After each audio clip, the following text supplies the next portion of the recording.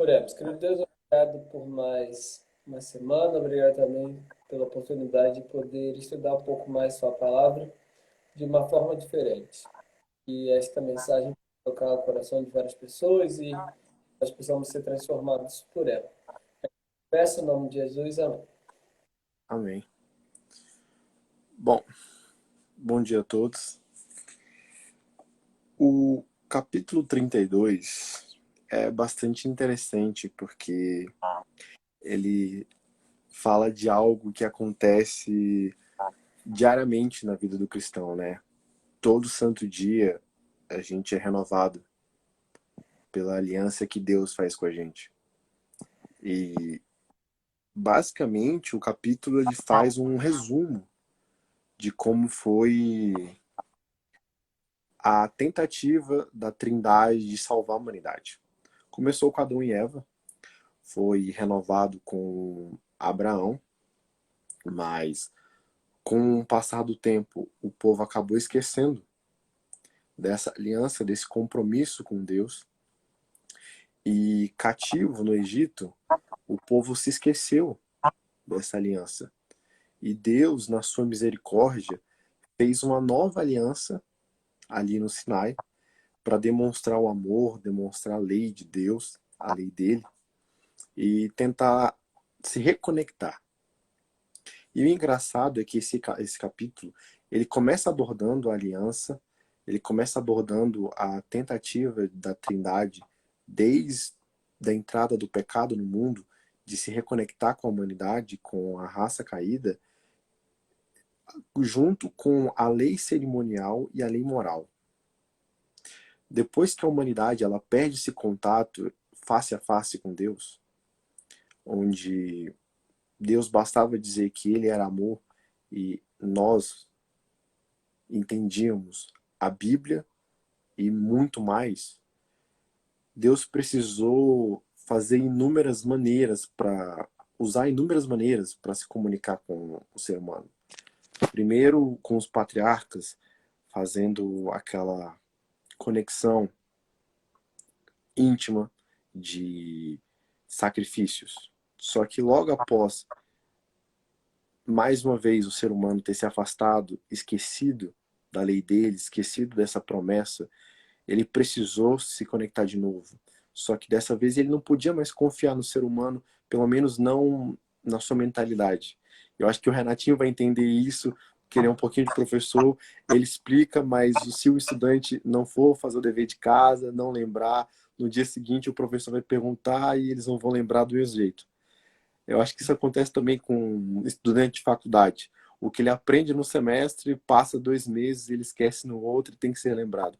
E o professor fica naquela eterna renovação com ele, tentando renovar um conteúdo que ele já passou e já ensinou, mas o estudante não faz aquele compromisso que o professor sempre faz de estar ali todo dia tentando ensinar ele. Não é não, Renatinho?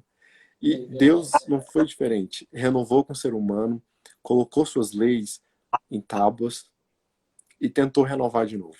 E foi o que aconteceu. Só que, desse momento, ele ensinou para Moisés mais coisas. Ele deixou de maneira mais detalhada os 10 mandamentos. E foi a lei cerimonial também. Uma forma de sacrifício que ele apresentou naquela época, dada a cultura e uma série de coisas. E aquela lei, ela tinha um período, ela tinha um motivo, um significado. Muita gente hoje confunde um pouquinho e acha que porque ela foi abolida, a lei moral também foi. Só que a lei cerimonial, ela tinha um significado para encontrar com seu ponto forte, que foi Cristo. Cristo foi o cordeiro final. E ali ela encontrou o seu objetivo. Podemos dizer que ela teve meio, ela teve início, meio e fim. Diferente da lei moral de Deus, que mais do que a lei cerimonial, ela representa o caráter de Deus. E aqui eu poderia citar inúmeros versículos bíblicos que faz a separação e diferenciação entre a lei moral e a lei cerimonial. A lei moral ela é eterna, porque ela é o caráter de Deus, ela sempre vai estar. E é a nossa prova de que Deus sempre tentou resgatar a humanidade, é a prova mesmo na crucificação, de que a lei de Deus é amor. Então ela nunca foi abolida, diferente da lei cerimonial. E a gente tenta ver mais uma vez Deus tentando ali não só se reconectar com a raça caída, mas tentando exaurir de todas as formas, de maneira didática até, falsas interpretações ou até linguagens erradas que a gente possa ter desse momento. Eu acho que o Renatinho vai entender muito bem como professor, porque Deus não só estava tentando se reconectar com seu estudante rebelde, mas ele estava tentando explicar de maneira didática que aquele conhecimento era necessário para ele se tornar um aluno melhor. E ele tentou fazer isso porque o povo não Estavam, só... Pode né? falar, Renato. Parece que eles estavam presos a uma cultura que não permitia eles enxergarem a vontade, nem ali a ordem Sim, que Deus estava para eles, né? Precisavam é, se desfazer disso, mas não conseguiam. exatamente. E a gente percebe a misericórdia dele aí.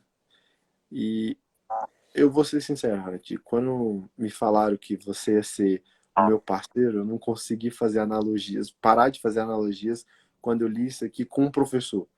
Porque Sim, é exatamente igual a paciência, a dedicação, a vontade de todo dia estar ali tentando ensinar aquele aluno rebelde.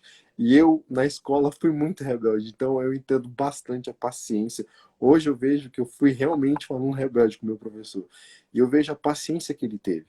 E eu consigo perceber, pelo menos nas conversas que eu tive com você quando eu te conheci, você falou que era professor, da paciência que você tinha em ensinar os seus alunos, da dedicação de estar ali todo dia. E Deus fez isso com o seu povo. Até mesmo em tentar solucionar e exaurir de todas as maneiras essa possível complexidade em tentar entender, diferenciar, na verdade, a lei cerimonial e a lei moral. E o capítulo encerra de uma maneira extraordinária, falando da justificação pela fé, onde o apóstolo Paulo diz que é necessário os dois, a lei de Deus e a fé. Porque a fé para, na verdade, a lei de Deus para onde a fé complementa.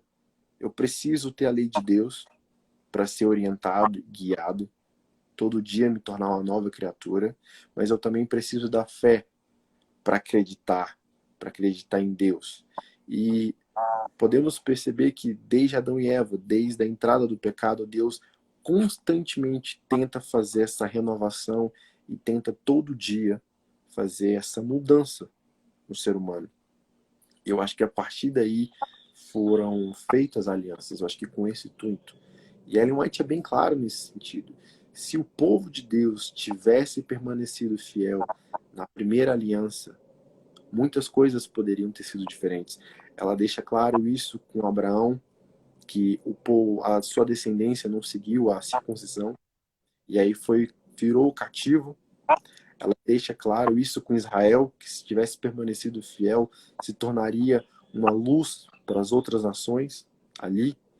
E ela vai deixando isso bem claro quando chega Cristo e tenta de todas as formas usar o Antigo Testamento, que na época era o único que tinha, as Escrituras Sagradas, tentando abrir os olhos do povo quando ele diz: eu não vim abolir a lei, eu vim praticá-la.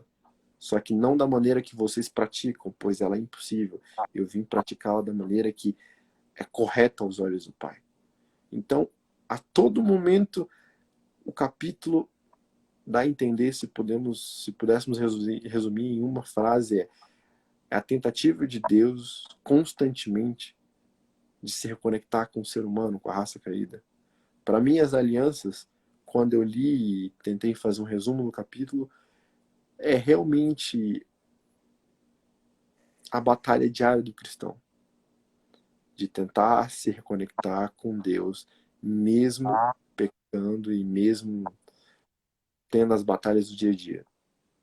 E fazendo aqui uma confissão, como falar agora, eu acredito também que é a batalha de todo professor todo dia na sala de aula.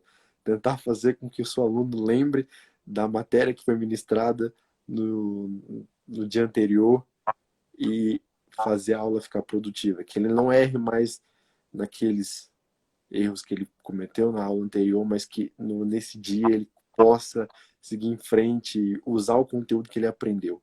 Eu acredito que Deus tem visão semelhante, que a gente não possa pecar na mesma que no mesmo erro que nós pecamos no dia anterior, mas que podemos ser uma nova criatura. E termina de maneira, para mim, o capítulo termina de maneira maravilhosa.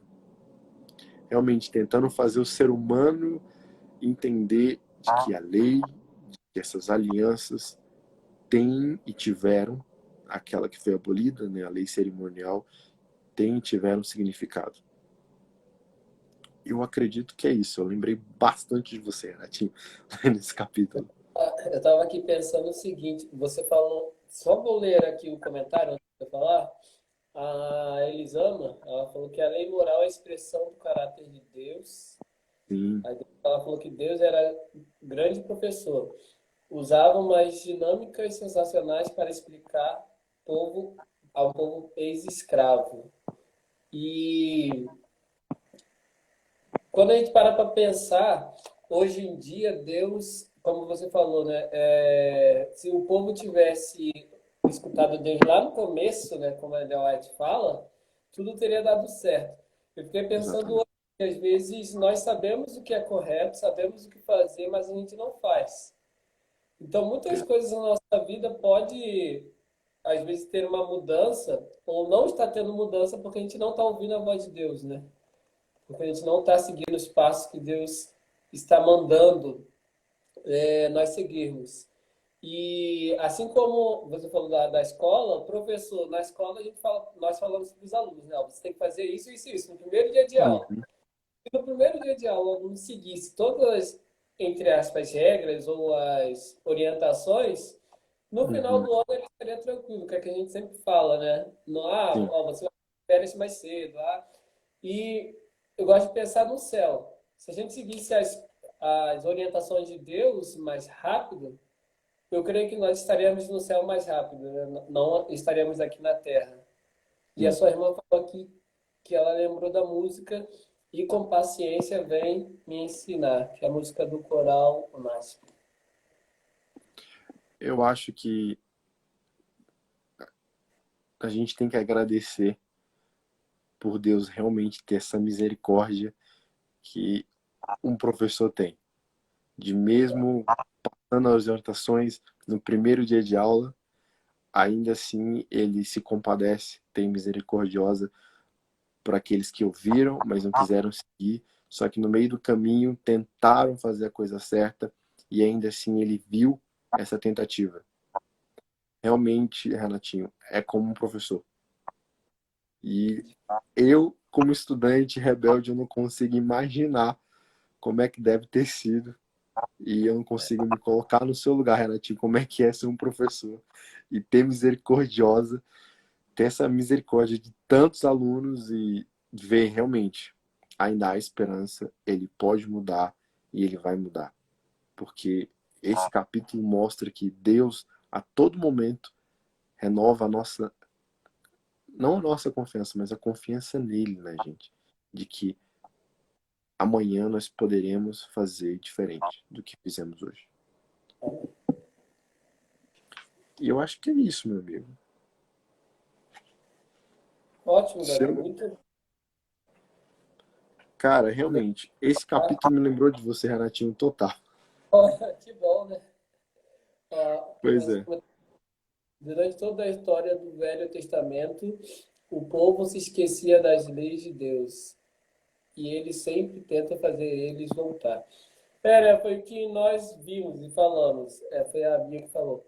Quanto mais as pessoas se afastavam de Deus, mais ele tentava explicar para elas e fazer elas voltarem, né? Mas isso estava difícil de acontecer, mas a misericórdia dele fazia com que o povo voltasse.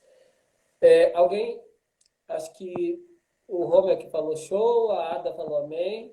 Davi, então com você. Pode fazer aí a oração, suas considerações finais, se tiver.